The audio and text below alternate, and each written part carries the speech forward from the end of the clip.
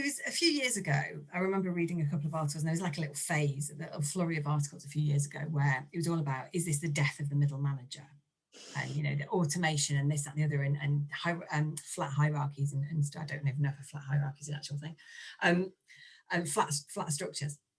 And what was really interesting is there was another Google piece of research which was saying that which they've done in the last 6 months, a year, and again they've looked at everybody within their organization, and they've found that those middle managers are absolutely integral to the psychological safety, job satisfaction, levels of productivity, levels of engagement, all of those things to individuals. And I think, again, this comes back to one of the big challenges that businesses have got, is they've spent the past 10 years cutting layers of middle management as a cost because they don't need them. And now we've come to an environment where a lot of people have nowhere to go because they have no direct line manager, or their line manager has 23 reports, which is ridiculous, and so never actually sees anybody.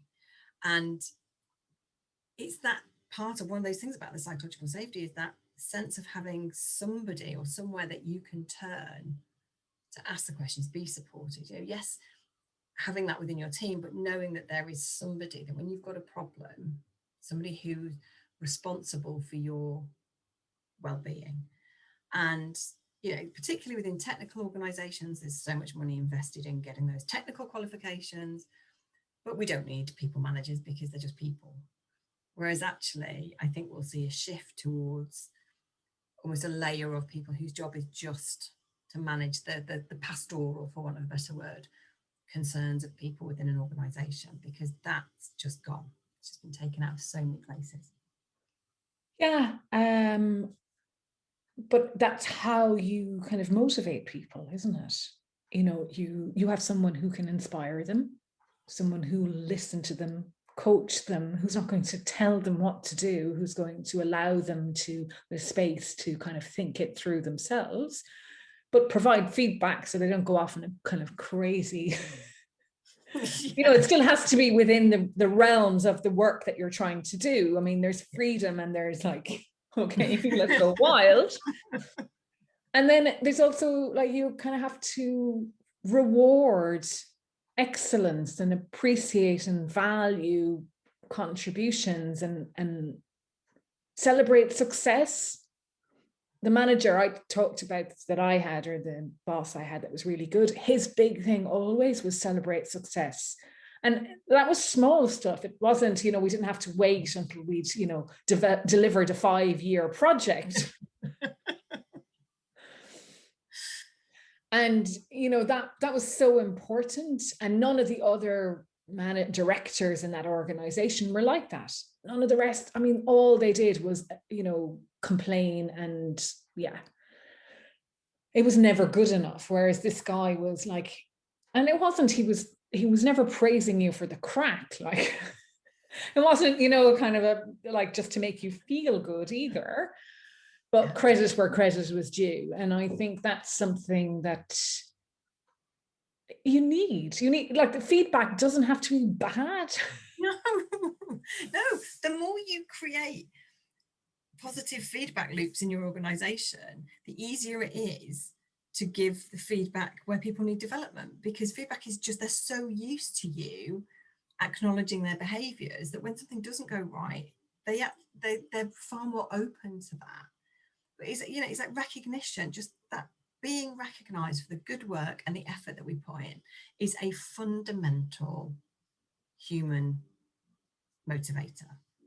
It's one of the things that more often than not, I mean, I've done an exercise around Maslow's hierarchy of needs for about the past 20 years.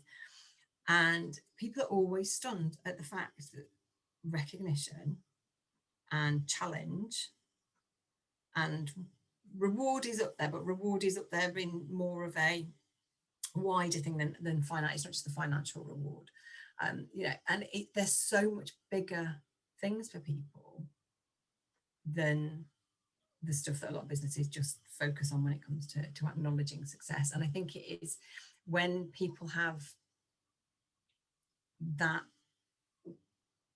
environment and that support and that ability to fundamentally be free to do and say what they think is best for their role in that organization at that time, for their to deliver for their customers, for their outputs, whatever it might be, that takes a special set of circumstances, and that set of circumstances is what fundamentally comes down to psychological safety.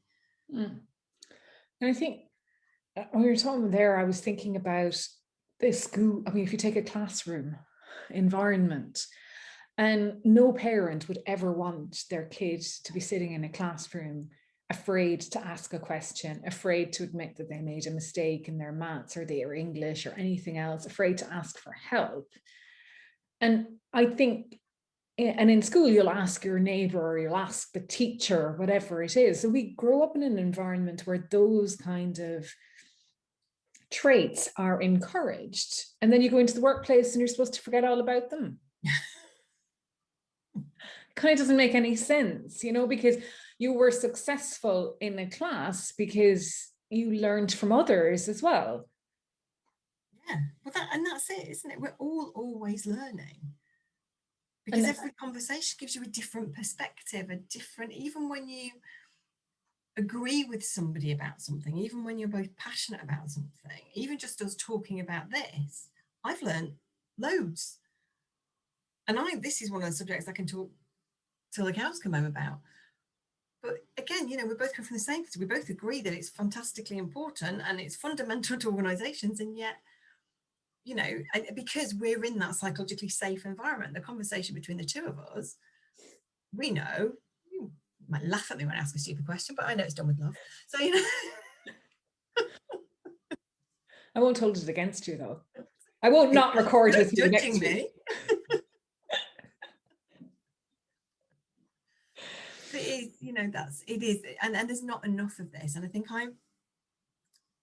the last year I've had this really lovely bubble where the clients that I've worked with have been clients that I wanted to work with.